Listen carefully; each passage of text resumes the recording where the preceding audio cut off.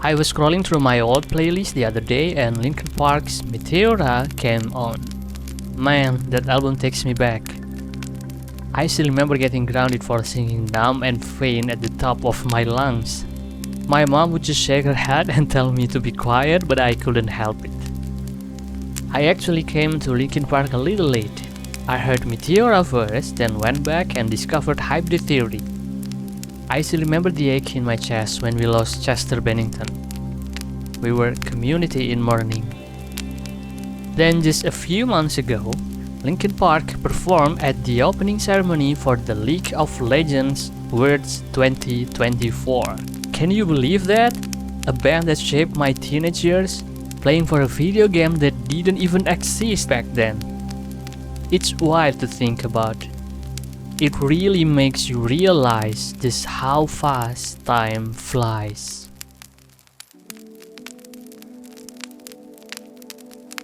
And with that feeling of time speeding by, something else has started to pop up for me. The fear of death. When I was a kid, thought of death was pretty simple. I was afraid of being alone 6 feet under. A very tangible physical fear. But now, that fear has changed completely. It's not about the physical anymore. It's about the questions that keep me up at night. Have I lived my life to the fullest? Have I shown the people I love how much they mean to me? Am I reaching my potential? Will I have a bunch of regrets when my time comes? Am I making a positive impact on the world around me? Based on the average human lifespan, I'm probably about halfway through this wild ride we call life. And that's a thought that brings a mix of terror and motivation. It's a feeling I've wrestled with a lot lately, and I know many of you have too. You start to ask, why am I only feeling this now? The truth is, it's a natural part of our growth. As we get older, major life events or milestones force us to confront our mortality. It's the universe's way of telling us to pay attention, and that's okay. I've been reading a bunch of psychology stuff on this, and what they say makes a lot of sense.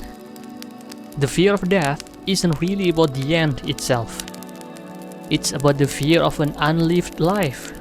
It's the fear of wasted time, wasted potential, and wasted love. The good news is that fear is a powerful tool. It's not something to run from, it's something to listen to. It's a wake-up call to start living intentionally.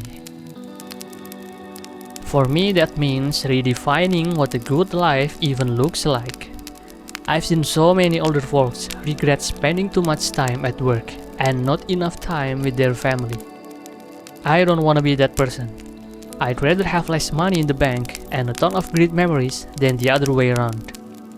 Because a lot of our anxiety comes from trying to meet external expectations, what society says we should be doing. The real power is in ignoring that noise and defining success on our own terms. So how do we do that? It's not about making huge, grand gestures. It's about small, consistent actions. Instead of just sending a text to someone you care about, maybe schedule a 15-minute call just to say hi. Or dedicate one night a week to a hobby you love but always put off.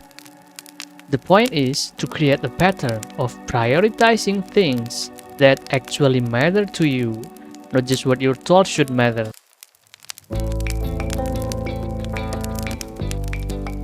If you're watching this and you feel that same knot in your stomach, that mix of fear and excitement, I want you to know you're not alone. It's a sign that you're paying attention. It's a sign that you have a deep desire to live a good life. This feeling isn't about being sad or depressed. It's about being awake. It's about being present. It's a difficult process and it won't happen overnight, so be kind to yourself. You're not failing, you're just starting to ask the right questions. Let's start with one small thing tonight, something that feels authentic to you. Before we go, I'm genuinely curious. What's a nostalgic moment that suddenly made you feel like, wow, time is flying by? And how are you trying to handle that feeling? Share your stories in the comments below. I'm sure a lot of us would really connect with what you have to say. Because the moments we share, the laughs we have, the simple act of being there for someone, that's the stuff that makes a life. That's the stuff that will chase away the fear of an unlived life. If this video made you feel seen or less alone, maybe share it with someone else who might be sitting in the dark needing the same thing. You know what to do. You got this, we got this.